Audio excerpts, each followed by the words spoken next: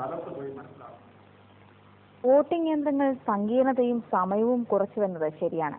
പക്ഷെ ഓരോ ബൂത്തിലെയും യന്ത്രം സൂക്ഷിക്കുന്നതിന്റെയും എണ്ണുന്നതിന്റെയും സമയവും ചിലവും വലുതാണ്.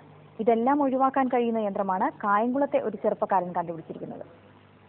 കേരളത്തിൽ തിരഞ്ഞെടുപ്പ് കഴിഞ്ഞു. 10,000-കണക്കിന് ബൂത്തുകളിലെ വോട്ടിംഗ് യന്ത്രങ്ങൾ പല കേന്ദ്രങ്ങളായി സൂക്ഷിച്ചു വെച്ചിരിക്കുകയാണ്. എണ്ണാൻ 100 കണക്കിന് ഉദ്യോഗസ്ഥർ വേണ്ടിവരും. ചിലവ് കോടികൾ വരും. എല്ലാം മറക്കാം. ഇലക്ട്രോണിക്സ് വിദ്യാർത്ഥിയായ കായംകുളം സ്വദേശി ഗിരീശൻ കണ്ടുപിടിച്ച യന്ത്രം ഉപയോഗിക്കുക. ഒരു കോർ യൂണിറ്റും റേഡിയോ ഫ്രീക്വൻസിയിൽ കോർ യൂണിറ്റുമായി ബന്ധിപ്പിച്ചിരിക്കുന്ന ആവശ്യത്തിന് വോട്ടിംഗ് യന്ത്രങ്ങളുമാണ് ഗിരീശന്റെ സംവിധാനത്തിനുള്ളത്. വോട്ടിംഗ് യന്ത്രം എത്രയുണ്ടെങ്കിലും മണ്ഡലങ്ങൾ എത്രയുണ്ടെങ്കിലും കോർ യൂണിറ്റിൽ നിന്ന് മുഴുവൻ ഫലവും നൊടിയിടയിൽ അറിയാം. ഞങ്ങൾ വോട്ട് ചെയ്ത് പരീക്ഷിച്ചു. ഉടൻ തന്നെ ഗിരീശന്റെ മുറിയിലിരുന്ന യന്ത്രത്തിൽ ഫലമറിഞ്ഞു. ഗിരീശന്റെ മുറിയിലിരിക്കുന്ന കോർ യൂണിറ്റിന്റെ ശേഷി കൂട്ടി തിരുവനന്തപുരത്തോ ഡൽഹിയിലോ വയ്ക്കാം. 20, 140, 543 മണ്ഡലങ്ങൾക്ക് വേണ്ടി ആവശ്യത്തിന് വോട്ടിംഗ് യന്ത്രങ്ങളും കൊടുക്കാം.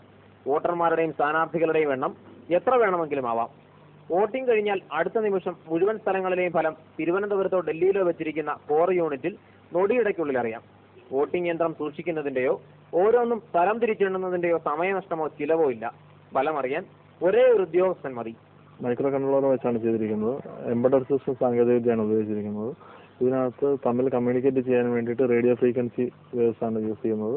അതുപോലെ തന്നെ IVRS തുടങ്ങിയ ഡീറ്റെയിൽസ് ആയിട്ടുള്ള സാങ്കേതികവിദ്യ ഉപയോഗിച്ചിട്ടുണ്ട്.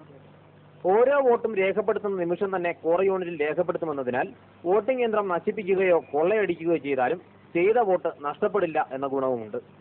മനോരമ ന്യൂസ്, ആലപ്പുഴ. ഒരു ഇടവേള കൂടി. ഈ മഴയത്ത്